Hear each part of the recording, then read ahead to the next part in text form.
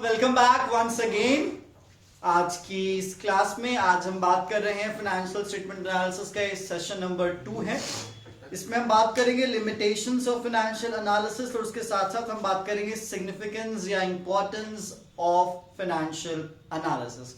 देखो, financial analysis हम क्यों करते हैं ये तो हमने जान लिया, लेकिन करना जरूरी क्यों है ये हम जानेंगे। देखो भाई, आपको ऑलरेडी पता है मल्टीपल पार्टीज हैं, ठीक है, कोई एक पार्टी नहीं है। आपके मैनेजर हैं, आपके एम्प्लॉइज हैं, आपके इन्वेस्टर्स हैं, गवर्नमेंट एजेंसीज हैं, रिसर्चर्स हैं, ठीक है, क्रेडिटर्स हैं, आपके डेटर्स भी हो जाते हैं, फाइनेंशियल इंस्टीट्यूशंस हो जाती हैं। मतलब मल्टीपल पार्टीज हैं जिन पार्टीज को आप में इंटरेस्ट है, ठीक है। ऐसा नहीं है कि आप में इंटरेस्ट नहीं है, बहुत सारे लोगों को आप में इंटरेस्ट है।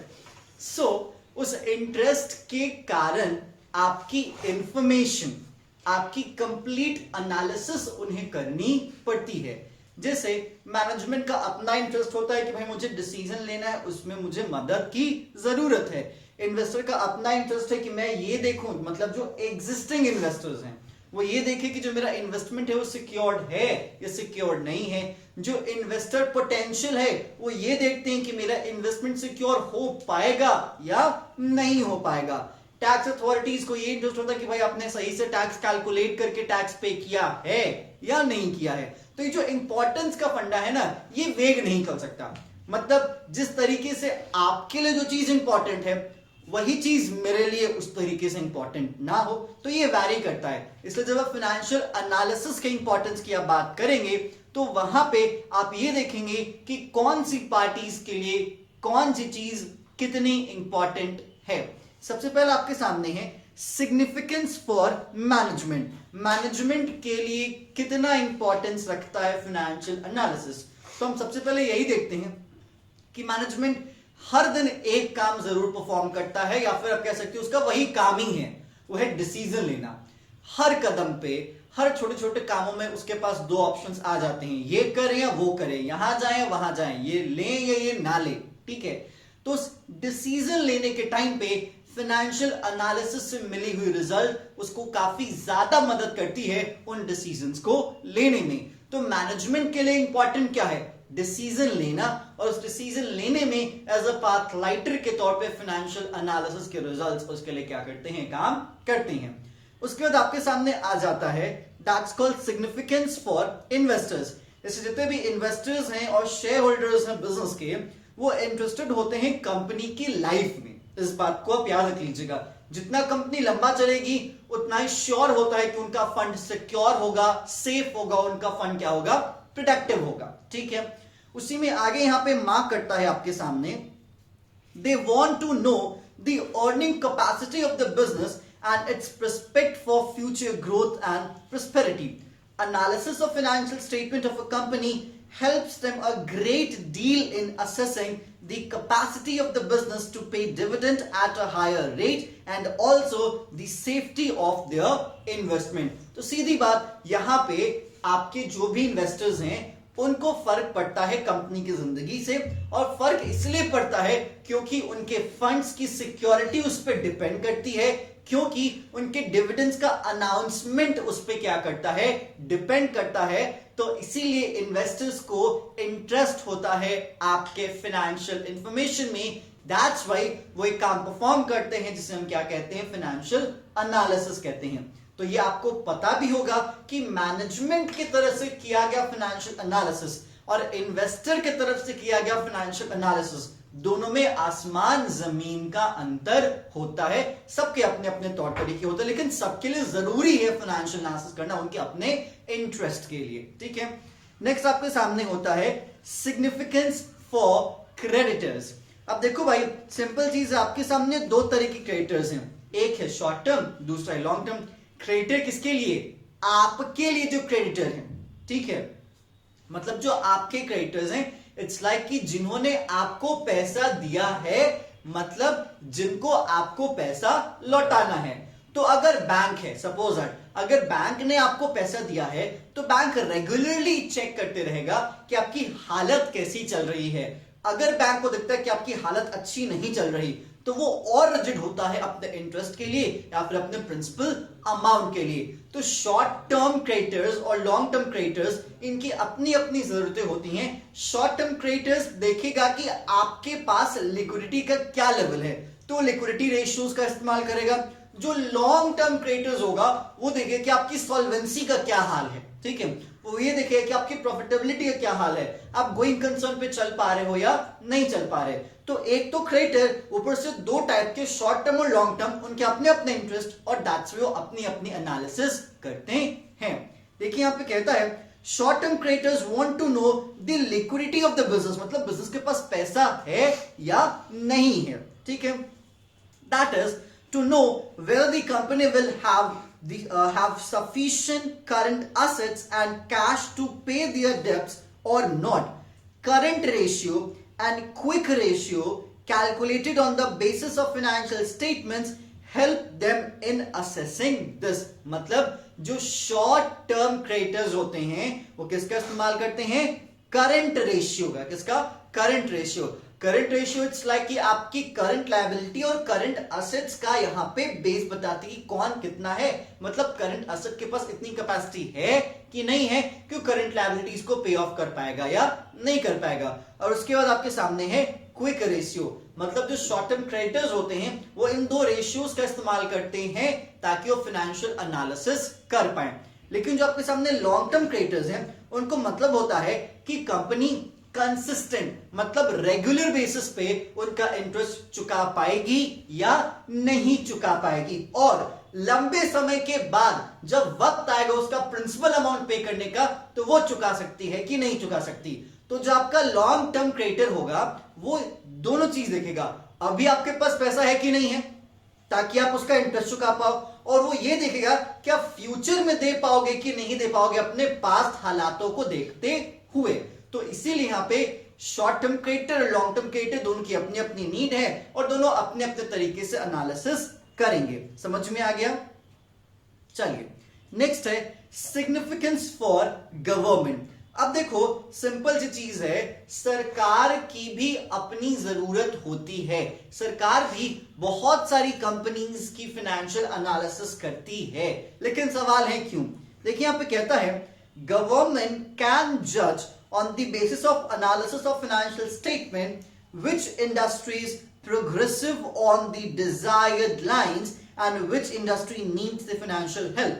Government can take a decision to reduce GST in those industries where the profit margins are low in comparison to the cost of production. On the contrary, if the profit margin are too high in compared to the cost of production, government can increase the GST or can enforce the price regulations. Simple is that. ये काफी basic चीज है जो कि आपको समझ में आती होगी।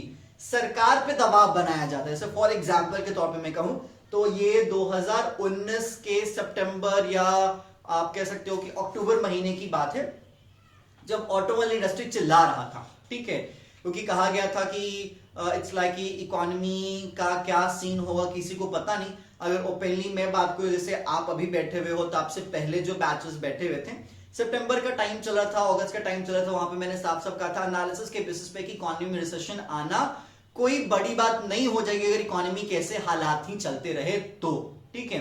खैर अंत में रिसेशन आई और रिसेशन इतनी तगड़ी से कोरोना के कारण कि भाई इकोनॉमी ही चलाने लगा, हमारी इकोनॉमी निगेटिव में जा रही है। मतलब ये तो एनालिसिस सही हुई कि इकोनॉमी रिसेशन में आएगी क्योंकि सरकार ने जो तौर तरीके अपनाए थे ऑटोमोबाइल सेक्टर के लिए, जिसमें न जाने कई हजार लोग डिपेंडेंट है अपने सर्वाइवल के लिए, उसके कारण उस वक्त उस स्पेसिफिक टाइम में रिसेशन लोगों को दिख रहा था, तो सरकार पे दबाव बनाया जा रहा था। तो सवाल है कि दबाव कैसे बनाया जा रहा था। यही बात होती है कि जो ऑटोमोबाइल सेक्टर्स होते हैं वो बहुत सारी चीजें इंपोर्ट करते हैं, सरकार ने इंपोर्ट ड्यूटी बढ़ा दी। अब इंपोर्ट ड्यूटी बढ़ा दी तो वो जो टूल्स थे, वो मशीन्स थे, वो क्या हो गए, महंगे होते हैं, यहां पे लाके उनको असेंबल करना पड़ता है, उस पे सरकार ने एक्साइज ड्यूटी मेंटेन रखी, ठीक है। उसके बाद यहां पे जो गाड़ियां थी वो महंगी हो गई, लोगों की कमाई बढ़ी नहीं, लोगों ने गाड़ियां खरीदना बंद कर दिया, न जाने कितने सारे डिस्ट्रीब्यूटर्स ने अपनी दुकान भी क्या कर दी, बंद कर दी, लोगों को नौकरियों से निकालना भी शुरू कर दिया, मैन्युफैक्चरिंग प्लांट्स भी कुछ न कुछ बंद यहां पे हुए थे। तो ये क्या है, ये दिखाता है कि कंपनीज पे दबाव पड़ रहा था, कंपनीज की प्रॉफिट घट रही थी, तो सरकार की जिम्मेदारी होती है कि मल्टीपल इंडस्ट्रीज में कुछ कुछ कंपनीज को चुन ले, उनकी फाइनेंशियल एनालिसिस करे, ताकि पता चल जाए कि वहां का कॉस्ट पैटर्न क्या है, ये पता चल जाए कि वहां के रेवेन्यू पैटर्न्स क्या हैं। अगर हम वहां पे टैक्स इंपोज करेंगे तो वो कंपनीज कैसे रिएक्ट करेंगी, उनका फाइनेंस कैसे रिएक्ट करेगा। अगर लगता है कि चलो भाई पॉजिटिव ट्रेंड मुझे मिलेगा तो सरकार टैक्स लगा दे, उससे कंपनीज को भी कुछ खास नुकसान नहीं होंगे, ग्राहक भी पे कर पाएंगे, सरकार की भी तिजोरी बढ़ जाएगी। लेकिन ऐसी कंपनीज जिन कंपनीज का कॉस्ट और प्रॉफिट मार्जिन काफी माइनर लाइन पे चलता है, जैसे एग्जांपल के तौर पे क्रूड ऑयल की अगर बात की जाए, मतलब पैसे, इट्स लाइक 1 पैसे 2 पैसे 10 पैसे 50 पैसे के मार्जिन चलता है। खैर 50 पैसे तो मैंने बहुत ज्यादा बता दिया, बट पैसे के मार्जिन से वहां पे प्रॉफिट होती है। तो वहां पे सरकार देखोगे काफी रिजिड प्राइस रेगुलेट करती है, और जब जब खबर चलती है कि आधी रात से कच्चे तेल की कीमतों में बढ़ोतरी होगी और सरकार पेट्रोल और डीजल के दाम बढ़ाएगी, तब तब वो ब्रेकिंग न्यूज बन जाता है। तो इन सब कामों को करने के लिए टैक्स बढ़ाना, टैक्स घटाना, सब्सिडी देना या ना देना, ये जितने भी डिसीजन सरकार के होते हैं वो इन्हीं एनालिसिस पे क्या होते हैं, बेस्ड होते हैं। और वही अगर एनालिसिस ना की जाए तो हाल वही है जैसा कि आपको अभी देखने को मिलता है। चलिए नेक्स्ट आपके सामने है सिग्निफिकेंस फॉर फाइनेंशियल इंस्टीट्यूशंस। देखो फाइनेंशियल इंस्टीट्यूशंस का मतलब क्या, बैंक हो जाती हैं, इंश्योरेंस कंपनीज हो जाती हैं, ऐसी कंपनी जो कि ट्रेड में आपकी मदद करती हैं, सब फाइनेंशियल इंस्टीट्यूशंस हैं। अब जैसे फॉर एग्जांपल, ठीक है, एक कंपनी है जिस कंपनी की सर्वाइवल पे थोड़ा सा शक लग रहा है, वो कंपनी आई एक इंश्योरेंस कंपनी के पास अपना इंश्योरेंस करवाने। अगर वो इंश्योरेंस कंपनी उस कंपनी का इंश्योरेंस कर देती है और कल को गए वो कंपनी डूब जाती है, तो यहाँ पे नुकसान किसका हो गया, इंश्योरेंस कंपनी का। ठीक है, मतलब इंश्योरेंस कंपनी को उसकी लाइफ को एनालाइज करना चाहिए था। उस इंश्योरेंस कंपनी को, जिस कंपनी का उसने इंश्योरेंस करा, उसके पास रिकॉर्ड को देखना जरूरी था कि यहाँ पे कितने लंबे टाइम तक चल पाएगा, और जिस चीज का मैं इंश्योरेंस कर रहा हूं उसकी लाइफ कितनी लंबी चलेगी, ये सब जानना क्या होता है, जरूरी होता है। इसीलिए अगर किसी इंसान का इंश्योरेंस होता है तो कंपनी पूछती है आपको दिल की बीमारी है, आपको शुगर है, आपको बीपी है, कोई सर्जरी वर्जरी हो चुकी है, आपको कोई लाइफ थ्रेटनिंग डिजीज है या नहीं है। आपने पढ़ा हुआ क्लास 11th के इंश्योरेंस वाले चैप्टर में, बिजनेस सर्विसेज वाले चैप्टर में, याद है ना, वो गुड फेथ वाली बात। ठीक है, तो इंश्योरेंस कंपनी इंटरेस्टेड तो होंगी ना सर, क्योंकि वो आपका इंश्योरेंस कर रही है। पता चला कल को डूब गए और कंपनी को पैसा भरना पड़ा, तो लो भैया उनको डबल नुकसान हो गया। बैंक भी आपको लोन देने से पहले आपकी फाइनेंशियल एनालिसिस करता है। एक इंसान को बैंक लोन देने से पहले उस इंसान की बैलेंस शीट मंगवाता है कि आपके पास कितनी लायबिलिटीज और आपके कितने एसेट्स हैं, आप कितना क्रेडिट वर्दी हैं। तो इसीलिए इसी बैंक और इंश्योरेंस कंपनी, ऐसी बहुत सारी फाइनेंशियल इंस्टीट्यूशंस होती हैं जिनको इंटरेस्ट होता है आपके फाइनेंस में, और सर्विस देने से पहले वो आपका फाइनेंशियल एनालिसिस, आपके फाइनेंशियल स्टेटमेंट के बेसिस पे जरूर करना पसंद करती हैं। क्लियर क्या? चलिए नेक्स्ट आपके सामने बन जाता है सिग्निफिकेंस फॉर एम्प्लॉय। वही बात है, देखो भैया अगर किसी एम्प्लॉय को बोनस में इंटरेस्ट होगा, ठीक है, तो वो देखेगा कि कंपनी की प्रॉफिट का क्या हाल है, क्योंकि कंपनी की जब तक प्रॉफिट नहीं बढ़ेगी तब तक कंपनी को बोनस कहां से, तब तक कंपनी नहीं, कंपनी के एम्प्लॉय को बोनस कहां से। तो अगर एम्प्लॉइज सोच रहे हैं कि हम लोग अपनी सैलरी में अपग्रेडेशन करवाने की डिमांड रखें मैनेजमेंट के सामने, हम लोग अपना जो पिछला बकाया है उसको मांगने का डिमांड रखे मैनेजमेंट के सामने, अपने बोनस का डिमांड रखे मैनेजमेंट के सामने, लेकिन इन सभी डिमांड को रखने से पहले एम्प्लॉइज की यूनियन को अपनी कंपनी की फाइनेंशियल एनालिसिस कर लेनी चाहिए। क्योंकि वहां जाओगे और कहा जाएगा भाई फाइनेंशियल स्टेटमेंट नहीं देखा क्या, हमें लॉस हुआ है, कहां से दें आपको, या तो काम करना है तो कीजिए, अदरवाइज हम कंपनी बेच के तो आपको पैसा नहीं दे सकते। ये हर मैनेजमेंट खुला जवाब देता है अपने एम्प्लॉइज को। सो ऐसे एम्प्लॉइज जो कि अपने इंक्रीमेंट में इंटरेस्टेड हैं, ऐसे एम्प्लॉइज जो कि आउटस्टैंडिंग में इंटरेस्टेड हैं, ऐसे एम्प्लॉइज जो कि अपने बोनसेस में इंटरेस्टेड हैं, उनको पहले फाइनेंशियल एनालिसिस कर लेना चाहिए, तब मैनेजमेंट के सामने अपनी कोई भी डिमांड्स रखनी चाहिए। बाकी अपनी सैलरी पाने के लिए तो आपको कोई प्रॉफिट से लेना देना नहीं होता। मैं बाकी अदर डिमांड्स की बात कर रहा हूं, आपके एम्प्लॉइज के रेफरेंस में इंपॉर्टेंस है, सिग्निफिकेंस है। नेक्स्ट आपके सामने है significance for stock exchange authorities. Obvious सी बात है, यहां पे स्टॉक एक्सचेंज अथॉरिटी को इंटरेस्टेड होता है। जैसे आप कमाए जा रहे हो, पैसा कमाए जा रहे हो, डिविडेंड ही नहीं अनाउंस कर रहे हो, आपकी अर्निंग पर शेयर ज्यादा है लेकिन आपने छुपाए हैं, ठीक है। आप यहाँ पे इंटरनली ही प्राइस रिगिंग कर रहे, इट्स लाइक आप इंटरनली मैनेजमेंट कर रहे हो, पता चला फायदा होने, उसको क्या कहते हैं, टर्म क्या है, इनसाइडर ट्रेडिंग, ठीक है। अगर आप इनसाइडर ट्रेडिंग जैसे काम कर रहे हो प्लस आपको फायदा हुआ है, नुकसान बता के अगर मार्केट में आप अपने सिक्योरिटीज को खरीद बेच रहे हो, तो उस पर लगाम लगाने के लिए स्टॉक एक्सचेंजेस को आपके फाइनेंशियल एनालिसिस करने जरूरी होते हैं।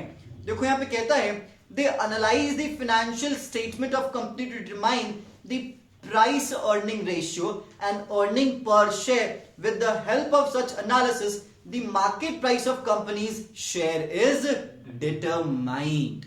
Clear? Next, taxation authority.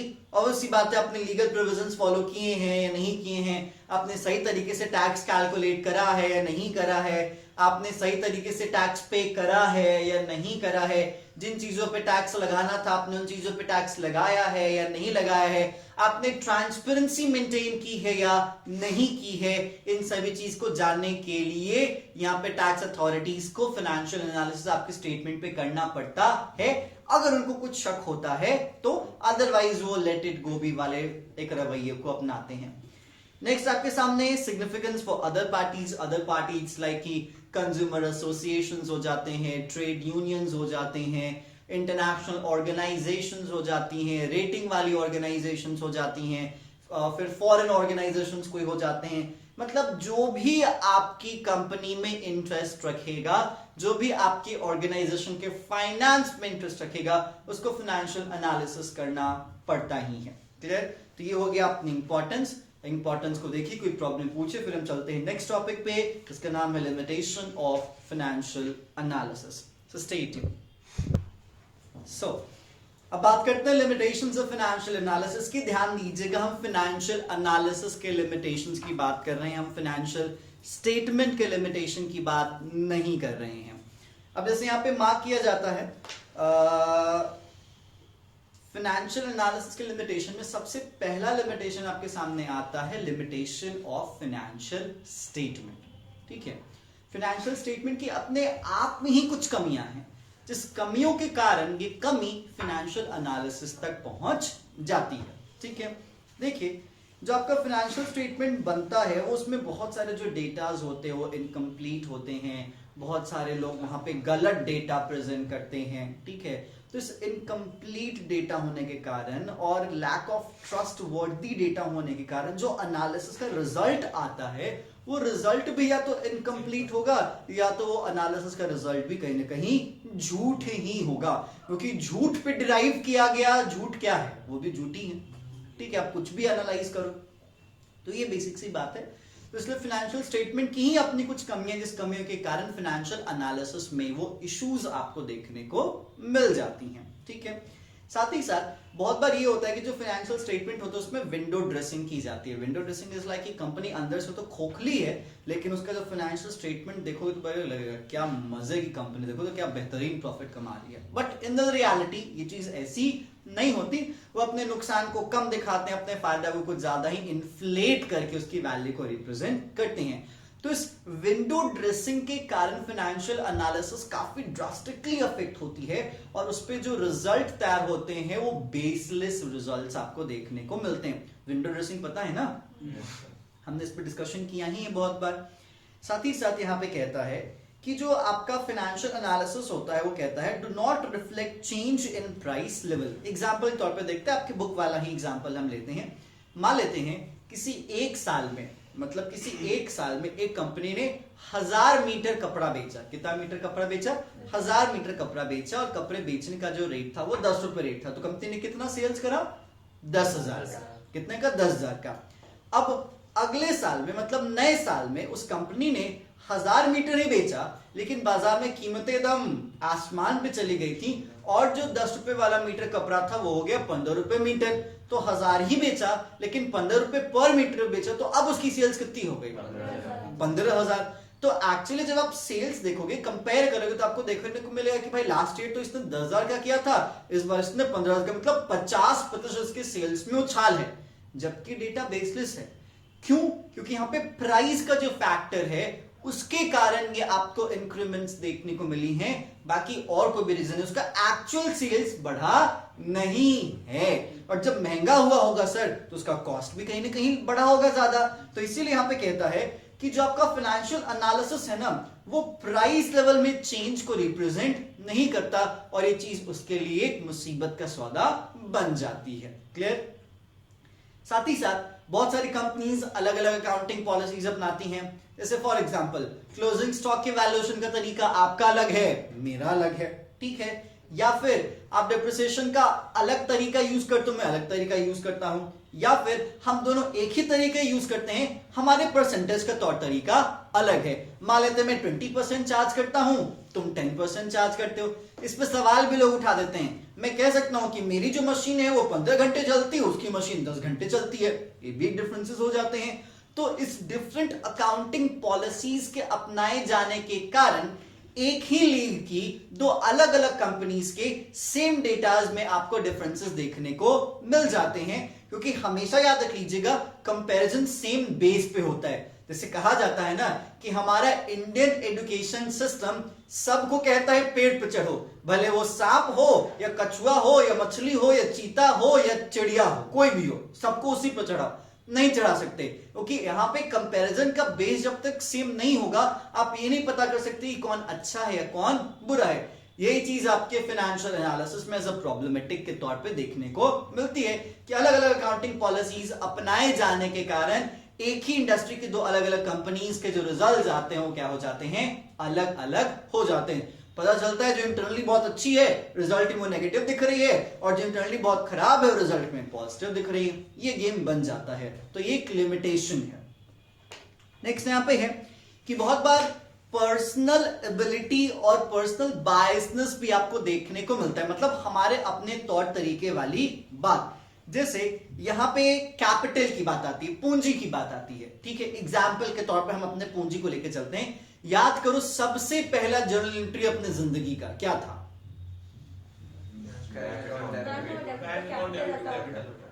मतलब बिजनेस स्टार्टेड विथ कैश, ठीक है। तो शुरुआत में हमने कैश किया या बैंक किया, व्हाटएवर, वो बात की बात है, बट हमने पढ़ा बिजनेस स्टार्टेड विथ कैश, ठीक है। बीच में कुछ और जर्नल एंट्री बताई गई that business started with cash and bank loan, ठीक है। तो एंट्री क्या की गई? Cash account debit, bank account debit, to capital account, to bank loan account, ठीक है। अब देखो बहुत लोग होते हैं जो बैंक लोन को बैंक लोन कहते हैं, मतलब लॉन्ग टर्म बोरोइंग, मतलब लॉन्ग टर्म बोरोइंग, वो मेरे सर पे बोझ है, वो मेरा पूंजी नहीं है, नॉट एट ऑल। लेकिन ऐसी बहुत सारी ऑर्गेनाइजेशंस हैं जिन ऑर्गेनाइजेशन के मैनेजरियल पर्सन उस उधार को एज अ पूंजी के तौर पे दिखाते हैं। तो बहुत जगह कैपिटल में जो शेयर होल्डर्स होते हैं उनका भी पैसा और लॉन्ग टर्म बोरोइंग दोनों का पैसा क्या करके जोड़ के दिखाया जाता है, और बहुत जगह क्या होता है? अलग अलग दिखाया जाता है। तो ये हमारी अपनी और आपकी पर्सनल चॉइस है कि उस उधार को भी हम पूंजी माने, कैपिटल में जगह दें या ना दें। जो कैपिटल में जगह देगा उसका इफेक्ट अलग होगा, और जो कैपिटल में जगह नहीं देगा उसका इफेक्ट क्या होगा? अलग होगा। तो ये क्या है? एक पर्सनल बायसेस वाली चीज है ना, कि मैं उस चीज को वैल्यू दूं या फिर मैं वो चीज वैसे करूं या ना करूं, ये मेरी अपनी चॉइस है, ये आपके अकॉर्डिंग इन्फ्लुएंस नहीं होने वाली। तो इसके कारण अगर सेम कंपनी है, अगर अपना पर्सनल बायसनेस या फिर अपनी पर्सनल एबिलिटी लगा रही है, तो तो अगर रिजल्ट किया जाए, मतलब उस पर फाइनेंशियल एनालिसिस किया जाए, तो जो रिजल्ट मिलेगा क्या रिजल्ट ट्रस्टवर्दी होगा? नहीं होगा। तो इसीलिए ये भी एक लिमिटेशन बन जाती है कि यहाँ पे जो अकाउंटेंट्स होते हैं या फिर जो मैनेजरियल पीपल होते हैं वो अपनी पर्सनल एबिलिटी या पर्सनल बायसनेस का इस्तेमाल करते हैं फाइनेंशियल स्टेटमेंट को बनाने में, जिसके कारण फाइनेंशियल एनालिसिस भी अफेक्ट होती है। नेक्स्ट आपके सामने है डिफिकल्टी इन फोरकास्टिंग। ऑब्वियसली बात है, अभी हम ऑफ द लाइन बात कर रहे थे गूगल और याहू को। किसी नहीं देखा था कि याहू बिक जाएगा और गूगल खरीद लेगा, क्योंकि जमाना हमने ऐसा सुना या देखा था जहां पे गूगल अपने आप को बेचने की दरकार कर रहा था याहू के सामने। तो आप हिस्टोरिकल फैक्ट्स पे कह सकते थे, आप याहू के डेटास को देख के, फाइनेंशियल डेटास को देख के कह सकते थे कि याहू कभी बिक जाएगा।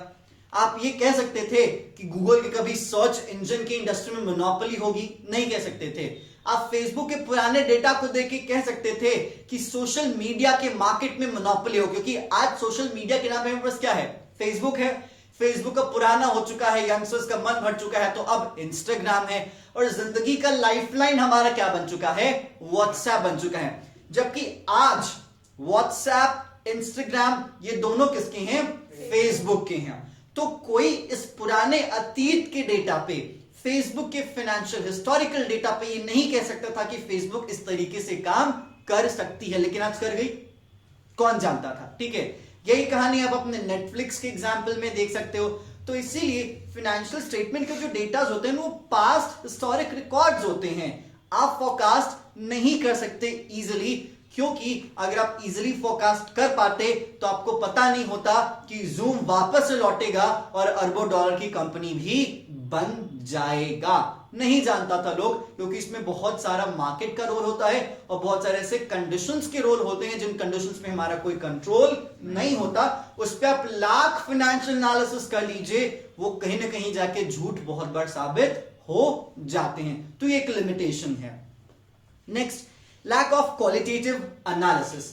लैक ऑफ क्वालिटेटिव एनालिसिस का मतलब क्या? जैसे यहां पे बहुत बार आप देखो कि सोशल मीडिया में एक पॉइंट उठाया जाता है कि टाटा एंड सन्स, जो कि इतनी बड़ी डाइवर्सिफाइड कंपनी है, जिस कंपनी का भी मुखिया हुआ करते थे रतन टाटा, और एक तरफ रिलायंस इंडस्ट्रीज जिसके मुखिया हुआ करते थे और अभी भी हैं मुकेश अंबानी। तो सवाल उठाया जाता था कि टाटा एंड सन्स के रतन टाटा सबसे रईस क्यों नहीं और रिलायंस के मुकेश अंबानी सबसे रईस क्यों? जवाब सिंपल सी थी, रतन टाटा इंडस्ट्रियलिस्ट हैं और थे, अभी तो है नहीं, आप कह सकते थे, और मुकेश अंबानी बिजनेसमैन थे भी और बिजनेसमैन है भी। क्योंकि आमतौर पे देखा जाए वो पैसा जुटाने पे फोकस टाटा नहीं करता जितना रिलायंस पैसा जुटाने पे फोकस करता है। अगर आप सबसे सैटिस्फाइड एम्प्लॉइज की बात आती है तो टाटा के एम्प्लॉइज सबसे ज्यादा सैटिस्फाइड है इन कंपैरिजन टू रिलायंस। जितनी फैसिलिटीज, जितने पर्क्स, जितनी बेनिफिट्स टाटा के एम्प्लॉइज को मिलती हैं, उतने बेनिफिट्स रिलायंस के एम्प्लॉइज को नहीं मिलती। तो आप फाइनेंशियल डेटा के बेसिस पे नहीं बता सकते कि रिलायंस बहुत बेहतरीन कंपनी है या फिर टाटा बहुत बेहतरीन कंपनी है जब बात रिश्तों की आती है, क्योंकि इस रिश्तों की बात में टाटा बाजी मार जाता है इन कंपेयर टू रिलायंस। तो इसीलिए बहुत बार लेबर और मैनेजमेंट के रिलेशनशिप का प्रेजेंटेशन नहीं हो पाता, which means qualitative character, quantitative नहीं, क्वालिटेटिव कैरेक्टर का रिप्रेजेंटेशन फाइनेंशियल स्टेटमेंट में पॉसिबल नहीं है। तो आप इस बेसिस पे कह सकते हो कि वो फाइनेंशियल स्टेटमेंट हो या फिर फाइनेंशियल एनालिसिस हो, वो हमेशा इनकम्प्लीट पिक्चर आपके सामने रखेंगे, क्योंकि उसमें क्वालिटेटिव फैक्टर मिस होता है, जबकि क्वालिटेटिव फैक्टर बहुत ज्यादा इंपॉर्टेंट भी है आज के जमाने में। चलिए नेक्स्ट आपके सामने है limited use of single years analysis of financial statement. देखिए इसमें कहता है results obtained from financial analysis assuming significance only when compared with figures of previous years or previous periods. For example, the profit of a firm to sales is 12%. कहता है the profit of a firm to sales is 12%. Whether this is satisfactory or not will depend upon the figures of previous years. if the firm earns 10% of sales as profit in the previous year, it may be considered to have done better this year. However, financial statement of 2 years may not be comparable due to change in accounting policies. अब यहाँ पे क्या समझाता है, इसको ध्यान से समझने की कोशिश कीजिएगा. जैसे यहाँ पे कहता है limited use of single years analysis of financial statement, मतलब एक साल के फाइनेंशियल स्टेटमेंट एनालिसिस का उतना ज्यादा यूज नहीं जितना हम कॉमनली कंपैरिजन में विश्वास रखते हैं. क्योंकि विश्वास कंपैरिजन में इसलिए है क्योंकि हम अकेले नहीं बता सकते कि आप अच्छे हो या बुरे हो. अगर मैं आपके सामने अभी अगर खड़ा हूं और अगर आपके सामने अभी सब्जेक्ट को पढ़ा रहा हूं तो आप नहीं बता सकते कि मैं पहले से अच्छा पढ़ा रहा हूं या मैं पहले से बुरा पढ़ा रहा हूं. आपको अच्छा या बुरा बताने में यहां पे कोई एक बेस लाइन चाहिए होगा जो बेस लाइन तय करेगा कि आप अच्छे हैं या बुरे हैं. जैसे आप अपने 12th में अच्छा कर पाए नहीं कर पाए, ये कैसे तय होगा? एक तो आपके परसेंटेज से, दूसरा अगर जो बच्चा 10th में 60% लेके आया था और अगर वो 12th में 80% लेके आता है, वो अच्छा हुआ कि नहीं हुआ? लेकिन अगर मैं बस ये कहता कि वो 80% लेके आया है 12th में, आप कैसे बताते? आप कहते ठीक है, मीडियोकर है, एवरेज स्टूडेंट है. लेकिन जब आपके सामने उसी बच्चे के 10वीं का रिजल्ट रखा जाता है, आप कहते हो नहीं भाई, इसने अपनी लाइफ में काफी ज्यादा चेंज लाया है, इसकी परफॉर्मेंस पे चेंज दिख रहा है. क्योंकि 10 से 12 में 20% की बढ़ोतरी कोई मामूली चीज नहीं है. क्योंकि परफॉर्मेंस कंसिस्टेंट रखना ही चैलेंज बन जाता है. भाई इसने तो 20% की ग्रोथ दिखाई है. अब आपको समझ में आया कि एक अकेले साल में आपको मुश्किल पड़ जाएगी, आपको दूसरे साल की जरूरत पड़ेगी अगर आपको चेंज दिखाना है या फिर अगर आपको अच्छा या बुरा बताना है. तो ये बहुत ज्यादा जरूरी है. लेकिन बहुत बार ऐसा होता है कि मान लेते हैं 10th में ना उसके पास कोई कोचिंग था, ना उसके पास कोई ट्यूशन था, स्कूल्स में भी अच्छे क्लासेस नहीं होते थे. लेकिन जो वो 11th में आ गया तो उसके पास कोचिंग भी रही, ट्यूशन भी रही, अच्छे स्कूल्स में भी गया, रेगुलर पढ़ाई भी पढ़ा, तब आप क्या कहेंगे? परफॉर्मेंस मतलब बड़ा है ठीक है, बट बढ़ा है ठीक है, क्योंकि यहां पे अब आपको दिखा ना कि यहां पे सिस्टम बदल गया उसका. ठीक है, तो अकाउंटिंग में आप समझ लीजिए कि अगर हम अकाउंटिंग पॉलिसी बदलते तो जैसे पहले साल में वो एसएलएम पे चार्ज करते डेप्रिसिएशन, उसका प्रॉफिट बढ़ गया. ठीक है, दूसरे साल में सॉरी एसएलएम पे था तो उसका प्रॉफिट दिख रहा था, बढ़ाया घटा हम ये नहीं कह सकते. एसएलएम पे था, उसका प्रॉफिट वॉटेवर जो भी कहो. इस साल वो अपना डिप्रिसिएशन चार्ज करता है डब्ल्यूडीवी पे, तो उसका प्रॉफिट बढ़ा हुआ दिखता है. आप तो खुश हो गए, भाई कंपनी का प्रॉफिट बढ़ा दिख रहा, पैसा लगा देना चाहिए. अरे यार, उसका कंपनी का प्रॉफिट बढ़ा नहीं, उसने अकाउंटिंग पॉलिसी बदल ली, तो उस पॉलिसी के कारण उसका प्रॉफिट बढ़ता हुआ दिख रहा है. एक्चुअली ये अंदर की झोल की बात है कि उसने क्या किया और क्या न किया. तो वही बात है कि आप कंपेयर भी करोगे तो भी दिक्कत चेंज के कारण. अगर एक साल लेके चलोगे तो आपको चेंज पता नहीं चल पाएगा. तो ये सारी लिमिटेशंस ठहरे तो कि फाइनेंशियल एनालिसिस के अपने नुकसान भी आपके सामने गिनाते हैं, लेकिन फायदे भी हैं. तो इन नटशेल कंक्लूजन यही हो जाती है कि कितना भी नुकसान हो फाइनेंशियल एनालिसिस का, उसके न जाने कई सारे फायदे हैं. इसके कारण हमें फाइनेंशियल एनालिसिस करना पड़ता है, क्योंकि जब तक हम फाइनेंशियल एनालिसिस नहीं करेंगे, हमें अपने रिजल्ट या अपने आंसर्स नहीं मिलेंगे, तब तक हम डिसीजंस नहीं ले सकते. इसे सिक्के के दो पहलू होते हैं, एक अच्छा भी होता है, बुरा भी होता है. कितना भी बुरा हो, हमें अच्छाई को नजरअंदाज नहीं करना चाहिए. तो इन नटशेल फाइनेंशियल एनालिसिस क्या होता है ये हम जानते हैं, फाइनेंशियल स्टेटमेंट क्या होता है हम ये जानते हैं. और अब इस चैप्टर के बाद हम सीखेंगे कि फाइनेंशियल स्टेटमेंट जो हमने बनाना सीखा है उसका एनालिसिस हम कैसे करें. और कभी किसी न्यूज़पेपर या अखबार में किसी कंपनी का फाइनेंशियल स्टेटमेंट जब हम छपा देखें तो उस तौर तरीके का हम इस्तेमाल करके ये पता कर पाए कि उस कंपनी की परफॉर्मेंस या बाकी सारी चीजें कैसी हैं. क्लियर क्या? तो चैप्टर हो जाता है खत्म. आपसे बस एक गुजारिश है कि जितने क्वेश्चंस हैं आप देख लीजिएगा, थ्योरेटिकल बेस पे सारे क्वेश्चंस हैं. फिर हम कल शुरू करेंगे अपना टूल्स ऑफ फाइनेंशियल एनालिसिस, जिसमें पहला टूल है कंपैरेटिव, उसके बाद है कॉमन साइज, उसके बाद ratio, and then financial statement का एक हिस्सा कैश फ्लो। कैश फ्लो को टूल मत समझ लीजिएगा। क्लियर? तो चलिए आज के लिए इतना ही। Stay tune for the next session, और नेक्स्ट सेशन में हम बात करेंगे नए चैप्टर की, वो होगा आपका chapter number 3। So thank you.